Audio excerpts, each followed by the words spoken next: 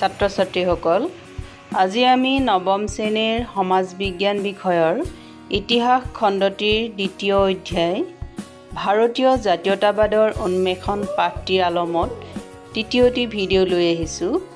এই ভিডিঅ'টিত আমি আলোচনা কৰিম জাতীয় অনুষ্ঠান গঠনৰ প্ৰস্তুতি, ভাৰতীয় জাতীয় কংগ্ৰেছ আৰু দাদাভাই নৌৰোজীৰ অৱদান। ভিডিঅ'টি শেষলৈকে চোৱাচোন।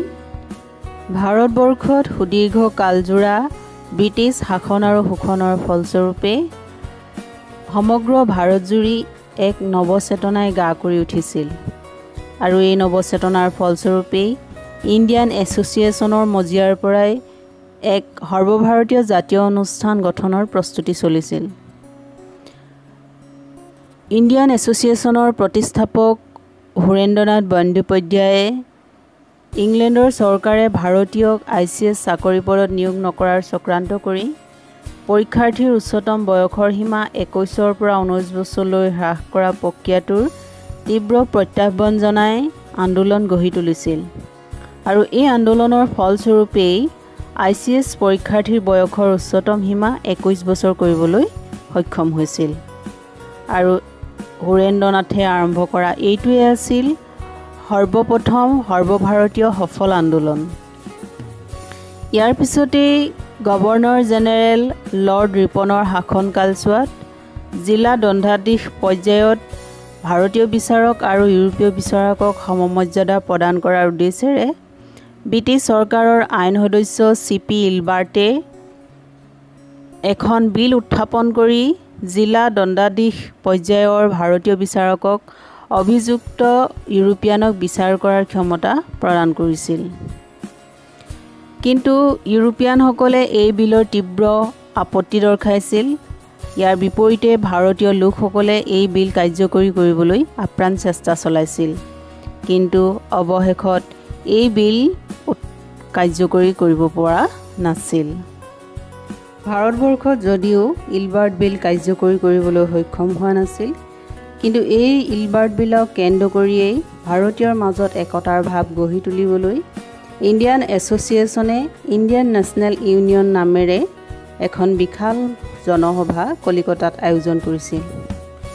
এই সভাতেই অৱসৰপ্ৰাপ্ত অসামৰিক বিষয়া এলেন অক্টেভিয়ান হিউমৰ প্ৰচেষ্টাত এটা সৰ্বভাৰতীয় অনুষ্ঠান গঠনৰ প্ৰস্তাৱ গ্ৰহণ কৰা হৈছিল আৰু এই প্ৰস্তাৱ অনুসৰিয়েই 1885 খ্ৰীষ্টাব্দৰ 28 ডিচেম্বৰত বোম্বাইৰ গোকুলদাস তেজপাল সংস্কৃত কলেজত এখন বিশাল জনসভা আয়োজন কৰা হয়।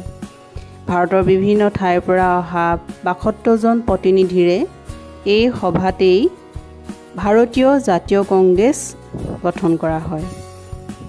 ইণ্ডিয়ান নেশ্যনেল ইউনিয়ন সভাৰ সিদ্ধান্ত মৰ্মেই সভাপতি হিচাপে উমেশ চন্দ্ৰ বন্দ্যোপাধ্যায়ক নিৰ্বাচিত কৰা হয়।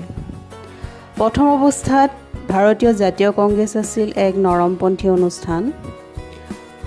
ভাৰতৰ সমস্যাসমূহৰ প্ৰতি ব্ৰিটিছ চৰকাৰৰ দৃষ্টি আকৰ্ষণ কৰাৰ উদ্দেশ্যেৰে ভাৰতীয় জাতীয় কংগ্ৰেছে প্ৰথম অৱস্থাত আবেদন নিবেদন নীতি পোষণ কৰিছিল। ভাৰতীয় জাতীয় কংগ্ৰেছৰ গঠনৰ প্ৰাৰম্ভণিতে কংগ্ৰেছৰ লক্ষ্য আছিল ইংৰাজ শাসক আৰু ব্ৰিটেইনৰ চৰকাৰৰ লগত মধুৰ সম্পৰ্ক বৰ্তাই ৰাখি ব্ৰিটিছ শাসনযন্ত্ৰত ভাৰতীয়ৰ প্ৰতিনিধিত্ব বিচৰা আৰু সেই উদ্দেশ্যেৰেই 1890 খ্ৰীষ্টাব্দত সুৰেন্দ্ৰনাথ বন্দ্যোপাধ্যায়ৰ নেতৃত্বত ভাৰতীয় জাতীয় কংগ্ৰেছে এটা সজাতি দল ইংলেণ্ডলৈ প্ৰেৰণ কৰিছিল।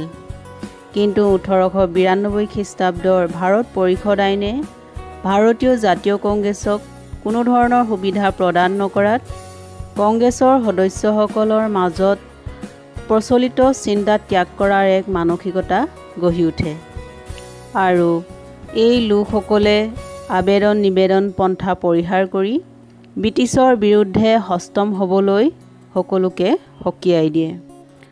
আৰু ঠিক সেই সময়ছোৱাতেই ঘটি যোৱা দুটা উল্লেখযোগ্য ঘটনাই জাতীয় কংগ্ৰেছৰ ভিতৰচৰাত এটা প্ৰবল চাঞ্চল্যৰ সৃষ্টি কৰিবলৈ সক্ষম হৈছিল। 1905 খ্ৰীষ্টাব্দত কৰা বংগভংগ আৰু ৰুছ জাপান যুদ্ধই ভাৰতীয় জাতীয়তাবাদী লোকসকলৰ মাজত সংগ্ৰামী চেতনা জাগ্ৰত কৰিছিল।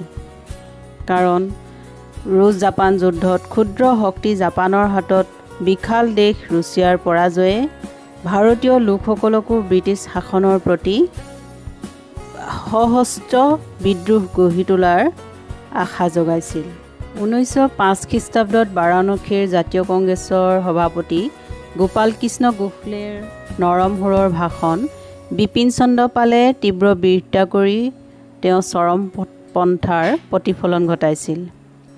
তেওঁ অনুনয় বিনয় ত্যাগ কৰি কেৱল স্বদেশী কাৰ্যসূচীক গুৰুত্ব দি কঠোৰ পন্থা অৱলম্বন কৰিবলৈ ভাৰতীয় জাতীয় কংগ্ৰেছৰ সদস্যসকলক আহ্বান জনাইছিল। আৰু এই ঘটনাক কেন্দ্ৰ কৰিয়েই 1907 চনত ভাৰতীয় জাতীয় কংগ্ৰেছৰ ৰাসবিহাৰী ঘোষৰ সভাপতিত্বত অনুষ্ঠিত চুৰাট অধিৱেশনত ভাৰতীয় জাতীয় কংগ্ৰেছৰ দুটা পন্থাত বিভক্ত হয়। এই পন্থা দুটা আছিল নৰমপন্থী আৰু চৰমপন্থী। চৰমপন্থী দলৰ উল্লেখযোগ্য নেতা আছিল লাল বাল পাল খ্যাত বাল গংগাধৰ তিলক, লালা লাজপত ৰায় আৰু বিপিন চন্দ্ৰ পাল। ভাৰতবৰ্ষত ব্ৰিটিছ শাসনৰ সময়ছোৱাত জাতীয়তাবাদৰ উত্থানৰ ক্ষেত্ৰত ৰাজা ৰামমোহন ৰায়ৰ পিছতে গুৰুত্বপূৰ্ণ ভূমিকা গ্ৰহণ কৰিছিল the great old men of India হিচাপে খ্যাত দাদাভাই নৰোজীয়ে। তেওঁৱেই আছিল প্ৰথমগৰাকী ভাৰতীয় যিয়ে ইংলেণ্ডৰ সাধাৰণ নিৰ্বাচনত জয়লাভ কৰিবলৈ সক্ষম হৈছিল। কমনছ সভাৰ সদস্য পদ গ্ৰহণ কৰিয়েই তেওঁ ভাৰতৰ সমস্যাসমূহ দাঙি ধৰি ভাৰতৰ আৰ্থিক দিশৰ ওপৰত গুৰুত্ব দিবলৈ ব্ৰিটিছ চৰকাৰক আহ্বান জনাইছিল। ইয়াৰ উপৰিও ভাৰতৰ দৰিদ্ৰতা মোচনৰ বাবে ব্ৰিটিছ চৰকাৰক বিভিন্ন কাৰ্যসূচী ল'বলৈ হেঁচা প্ৰয়োগ কৰিছিল। 1757 খ্ৰীষ্টাব্দৰ পলাচী যুদ্ধৰ পৰাই অবিৰাম গতিত ভাৰতৰ সম্পদসমূহ ইংলেণ্ডলৈ প্ৰৱাহিত কৰিছিল আৰু এই অৰ্থনৈতিক শোষণৰ বিৰুদ্ধে দাদাভাই নৰোজীয়ে ব্ৰিটিছ সংসদক অৱগত কৰাইছিল। এই শোষণ সম্পৰ্কে তেওঁ তেওঁৰ বিখ্যাত গ্ৰন্থ poverty and un-British rule in India নামৰ গ্ৰন্থটো সমালোচনা আগবঢ়াইছিল। দাদাভাই নৰোজীয়ে ভাৰত আৰু চীন দেশত ব্ৰিটিছ চৰকাৰৰ আফিঙৰ ব্যৱসায় বন্ধ কৰিবলৈ দাবী উত্থাপন কৰিছিল। 1886, 1893 আৰু 1906 বৰ্ষৰ ভাৰতীয় জাতীয় কংগ্ৰেছৰ অধিৱেশনত তেওঁ তিনিবাৰকৈ সভাপতি হিচাপে নিৰ্বাচিত হৈছিল। ইয়াৰে 1906 খ্ৰীষ্টাব্দৰ অধিৱেশনত প্ৰথমবাৰৰ বাবে স্বৰাজ প্ৰাপ্তিয়েই কংগ্ৰেছৰ লক্ষ্য বুলি ঘোষণা কৰিছিল। এনেদৰে ভাৰতীয় জাতীয় কংগ্ৰেছত স্বৰাজ শব্দটো ব্যৱহাৰ কৰা তেওঁৱেই প্ৰথমগৰাকী ব্যক্তি আছিল। এনেদৰেই লাহে লাহে জাতীয়তাবাদে পূৰ্ণ জাতীয় আন্দোলনত ৰূপ লৈছিল আৰু এই জাতীয় আন্দোলনৰ ফলশ্ৰুতিতেই 1947 চনৰ 15 আগষ্টত সমগ্ৰ ভাৰতবাসীয়ে স্বাধীনতা লাভ কৰিবলৈ সক্ষম হৈছিল। ছাত্ৰ ছাত্ৰীসকল, আজি আমি এই পাঠটো ইমানতে সামৰিলোঁ। পুনৰ নতুন পাঠ লৈ আকৌ উপস্থিত হ'ম। ধন্যবাদ।